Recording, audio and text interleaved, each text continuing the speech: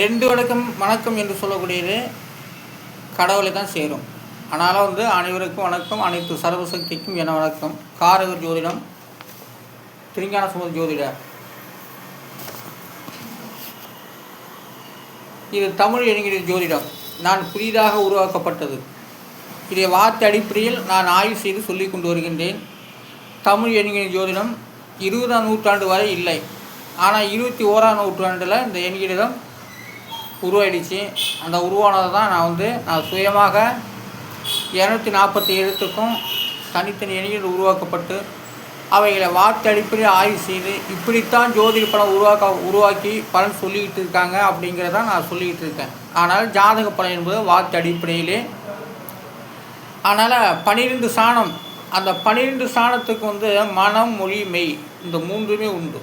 மனிதர்கள் சிந்திப்பது போல் அந்த 12 சாணமும் சிந்திக்கின்றது, இடங்கள் சிந்திக்கின்றது. அப்புறம் இடத்துல குந்துன கிரகங்களை சிந்திக்கின்றது. ஒரு இடத்துல ஒரு கிரகங்கள் அமர்ந்து விட்டால் உண்மையிலே அந்த இடத்துக்கு அந்த இடம் அப்படியே தான் இருக்கும். ஆனால் அந்த இடத்துல குந்துன கிரகத்துக்கு தான் அதிக பவர் இருக்கும். ஆனாலும் வார்த்தடிப்பு ஜாதக பலன் என்பது ஒவ்வொரு சாணத்திற்கும் குணங்கள் உண்டு, அறிவு உண்டு, திறமை உண்டு. ஒவ்வொரு சாணத்துக்கும் செயல்முறைகள் உண்டு. அந்த செயல்முறை கிரகங்கள் வழிநடத்தப்பட்டு வருகிறது. அதைத்தான் நான் வார்த்தை அடிப்படை ஜாதக பலன் என்பது சொல்லி கொண்டு வருகின்றேன். ஆனாலும் 12 சாணத்துக்கும் ஒவ்வொரு சாணத்துக்கும் விரைய எண், லாப சாணம், பாக்கிய சாணம் இப்படிலாம் சொல்லப்பட்டு உள்ளது. அந்த எண்ணில் 6வது விதி எண்ணத்தான் ஒரு சிலர் அது விரைய எண், அது விரைய சாணம் என்று அதுக்கு பலனே இல்லை என்றெல்லாம் சொல்லுவார்கள். ஆனாலும் அதற்கும் ஒரு பலன் நிச்சயம். மனம், மொழி, மெய் இது மூன்றும் சேர்ந்து ஒரு நேரத்தில் அந்த 6ஆம் இடத்துல பலனு கிரகங்களுக்கும் அந்த 6வது விதி எண்ணுக்கும் ஒரு நல்ல பலனையை கொடுத்துவிடும். அது மனம், மொழி, மெய்.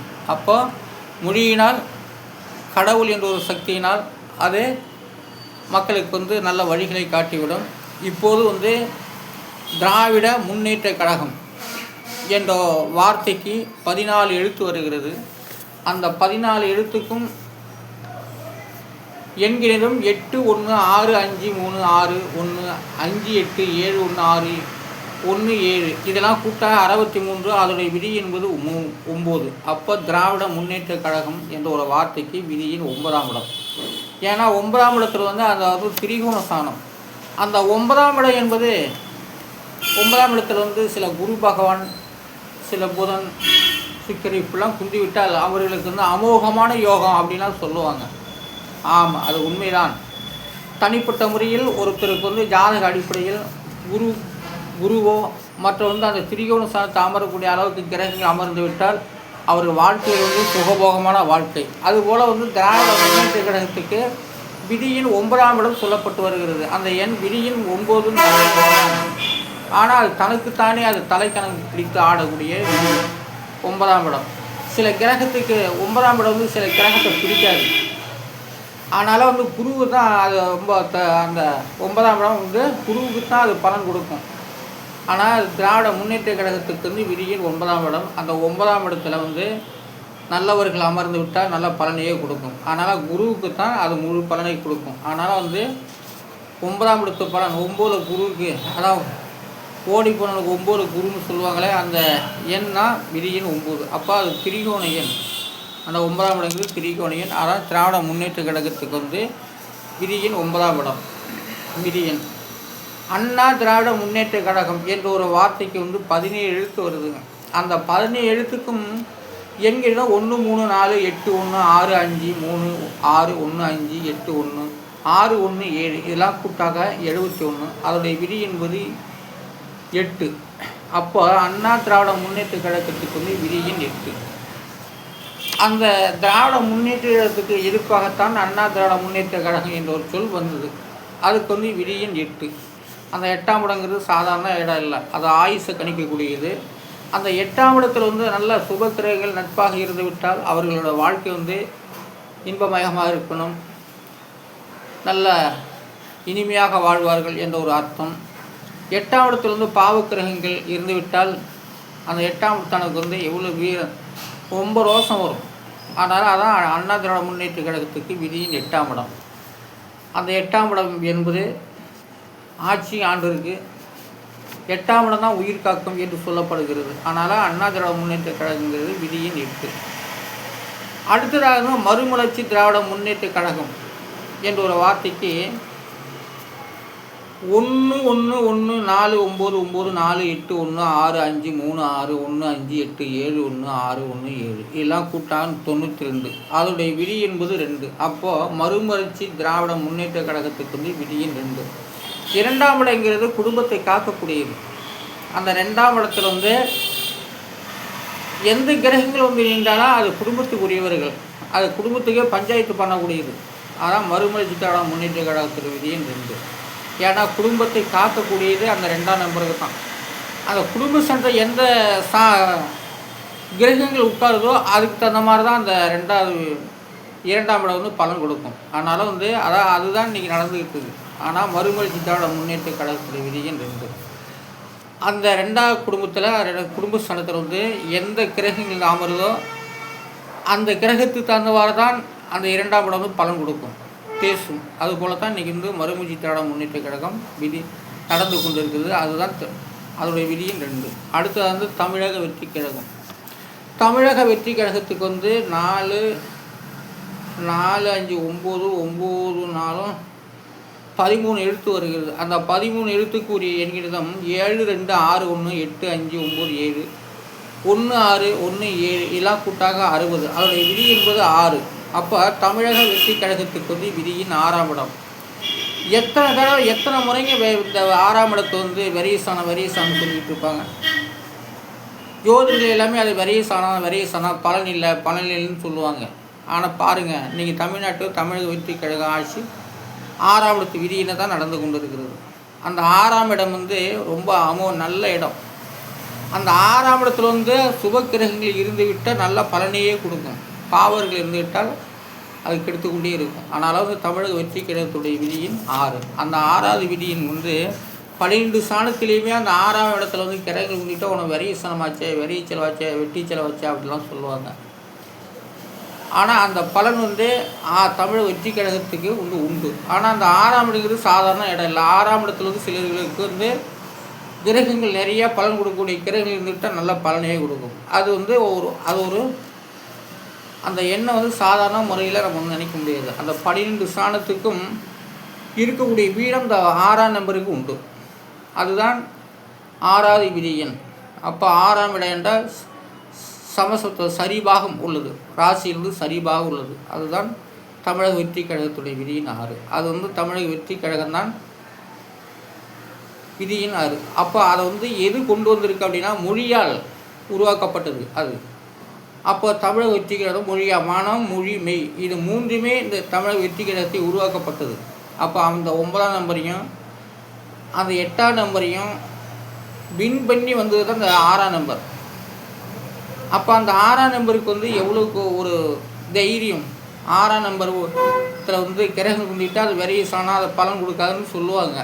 ஆனால் அதையே சாட்சி கட்டிருக்க மனம் மொழி மெய் இது 3மே கடவுள் அவதாரத்தில் வரப்பட்டது தான் 6ஆம் இடத்து 6ஆவது விதியன். அந்த 6ஆம் இடத்து விதியன்கிறது சாதிச்சிருக்கு.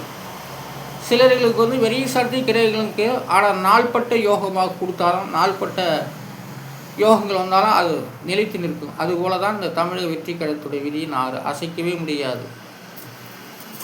அந்த விதியின் 6ஆவது விதியின் நல்ல அமோகமான நல்ல ஒரு வரவேற்பை ஏற்படுத்தக்கூடிய தான். அதாவது அந்த 6ஆம் இடத்த பலன் இருந்தால் கடைசியில் தான் பலன் யோகம். ஆனால் இந்த தமிழக வெற்றி கழகத்து உடன் யோகம் கட்சி ஆரம்பித்த 2 வருஷத்திலே வெற்றி வாய்ப்பு ஏற்படுத்தப்பட்டது அந்த 6ஆவது விதியின் தான். அடுத்து பாரதிய ஜனதாவுக்கு 7 எழுத்து. அந்த 7 எழுத்துக்கு உரிய எண்ணிடம் 7 3 8 2 3 9 5 எல்லாம் கூட்டா 37. அதோடைய விதிங்கிறது 1. அப்போ பாரதிய ஜனதாவுடைய விதியின் 1. பாரதிய ஜனதா அதோடைய விதியின் 1. 1ஆம் இடம் லக்கணம் என்றால் 1ஆம் இடம் தான். அப்போ 1ஆம் இடம் உயிர் சாணம் நல்ல நம்பராக தான் இருக்குது. அதுவும் திரிகோண ராசி தான். அதுக்கும் சில தலைக்கணம்லாம் உண்டு. அதான் பாரதிய ஜனதாவுடைய விதி எண் 1. அவங்களுக்கெல்லாம் வந்து ஒரு தோற்றங்கள் இருக்கும், இப்படித்தான். இந்த 1, 5, 9 உரியவர்கள் நம்பர் வந்து எப்போதுமே அதற்குரிய ஒரு தனிப்பட்ட ஒரு கருத்துக்கள் இருக்கும். அதுதான் 1, 5, 9. இது வந்து பாரதிய ஜனதாவுக்கு 9ஆம் இடம். 1ஆம் இடம் திராவிட முன்னேற்றங்கிறது 9ஆம் இடம், பாரதிய ஜனதாவுக்கு 1ஆம் இடம். இப்போ காங்கிரஸுக்கு வந்து 4 எழுத்து 5 எழுத்து வருகிறது. அந்த 5 எழுத்துக்குரிய எண்ணிக்கையும் 8, 8, 2, 3, 5 இதையெல்லாம் கூட்டினாக்கா 26. அதோடைய விதி என்பது 8. இப்போ காங்கிரஸுக்கு வந்து விதி எண் 8. காங்கிரஸ் எல்லாம் ஆண்ட கட்சி தான். இன்றைக்கி கொஞ்சம் கம்மியாக இருக்குது, அவ்வளோதான். ஆனால் காங்கிரஸ் அந்த 8ஆம் இடம் வந்து ஆயுசு, உயிர் கொடுக்கக்கூடிய சக்தி. அந்த காங்கிரஸ்லாம் உயிர் கொடுக்கக்கூடிய சக்தி ஒரு நேரம். அதனால் வந்து உயிர் கொடுக்கக்கூடியதே நீ செத்துக்கிட்டு இருக்கு. ஆனால் உயிர் கொடுத்தா கொடுத்ததான், அது சந்தேகமே இல்லை. அடுத்தது வந்து நாம் தமிழர் கட்சி. நாம் தமிழர் கட்சிக்கு 2, 6, 6, 3, 9 எழுத்து. அந்த 9 எழுத்துக்குரிய எண்ணிக்கை தான் 6, 7, 7, 2, 6, 9, 1, 2, 4 இதெல்லாம் கூட்டா 44. அதோடைய விதி என்பது 8. அப்போ நாம் தமிழருடைய கட்சிக்கு வந்து விதி எண் 8. அது நல்ல நம்பர் தான், ஆயுசை கொடுக்கக்கூடியது. அந்த வீட்டில் வந்து 8ஆம் இடத்துல வந்து பாவக்கிரகம் இருந்தால் அவங்க வந்து விமர்சனமே செய்யக்கூடிய நம்பரை தான் அது. 8ஆம் இடத்துல பாவக்கிரகம் இருந்தால் குடிக்காரனாகவும் இருப்பான், திருடனாகவும் இருப்பான், அதில் வந்து பஞ்சாயத்து தலைவனாக இருப்பான். அந்த நம்பர் தான் நாம் தமிழர் கட்சியுடைய விதி எண் 8. அப்போ 8ஆம் இடத்துல சாதாரண இல்லை, ஆயுசு கொடுக்கக்கூடியது, உயிர் கொடுக்கக்கூடிய சக்தி 8ஆம் இடத்துல. அப்போ அடுத்ததாக வந்து அராஜகம். அராஜகத்து வந்து 5 எழுத்து. அந்த 5 எழுத்துக்குரிய எழுத்து 1, 1, 3, 1, 7 இதெல்லாம் கூப்பிட்டாக 13. அதோடைய விதி என்பது 4. அப்போது அராஜகம் என்ற ஒரு வார்த்தைக்கு விதி 4. 4ஆம் இடம் தான் அராஜகம். அந்த 4வது கிரகம் எதுவோ அதுதான் அராஜகத்தை உருவாக்கக்கூடியது. 4வது விதின்னு தான் அராஜகம். அந்த 4ஆம் நம்பர் யாருக்கு ரூம்னு வருதோ அந்த ரூம் வந்து வேணான்னு சொல்லுவாங்க. ஆனால் அந்த இடத்த போட்டு பார்க்கணும், அனுபவிக்கணும். அப்போ தான் அவங்க வந்து அது என்னன்னு தெரிஞ்சிக்க முடியும். அதனால் வந்து அராஜகத்தினுடைய விதிங்கிறது 4. அடுத்தது வந்து கொலை மிரட்டல். கொலை மிரட்டலுக்கு வந்து 5, 2, 7 எழுத்து. அந்த 7 எழுத்துக்குரிய 3, 8, 2, 3, 2, 5, 1 இதெல்லாம் கூட்டினா 24. அதோடைய விதி என்பது 6. அப்போ கொலை மிரட்டலுடைய விதியின் 6. இந்த 6ஆம் நம்பர் உடையவர்களுக்கு வந்து பொதுவாகவே கொலை மிரட்டல் வரும். அவங்க ஜாதகத்தில் வந்து யார் ஜாதகத்தில் வந்து பாவக்கரங்கு சுபக்கரும் பாவக்கரங்கு சேர்ந்துருக்கு 6ஆம் இடத்துல அவங்களுக்கு வந்து எவனா ஒருத்தர் கொலை மிரட்டல் பண்ணிக்கிட்டே இருப்பான். அந்த 6ஆம் இடத்து பாவக்கிரகம் இருப்பவர்களை எவனா ஒருத்தர் வந்து கொலை மிரட்டல் பண்ணிக்கிட்டே இருப்பான். அதான் 6வது விதியின். அதாவது கொலை மிரட்டல் செய்யக்கூடியது. கொலை மிரட்டலுங்கிறது 6ஆம் இடத்து விதியின் உள்ளவர்களை கொலை மிரட்டல் செஞ்சுக்கிட்டே இருப்பாங்க. அதான் கொலை மிரட்டல். கொலை மிரட்டலுடைய விதியின் 6. இதுதான் இன்றைக்கி நடந்துக்கிட்டு இருக்கு. ஒரு நல்ல ஆட்சியை சில அசிங்கதனமாக பேசப்பட்டு வருகிறது. அதாவது கொலை மிரட்டல். கொலை மிரட்டல் 6ஆம் இடத்துல வந்து யாருக்காக பாவக்கிரகம் இருந்துட்டால் அந்த 6ஆம் இடத்து அந்த ஜாதகனை வந்து மற்றவங்க வந்து ஏதாவது கொலை மிரட்டல் ஏதாவது பயமுறுத்திக்கிட்டே இருப்பாங்க. ஆக மொத்தம் கொலை மிரட்டலுடைய விதியின் 6.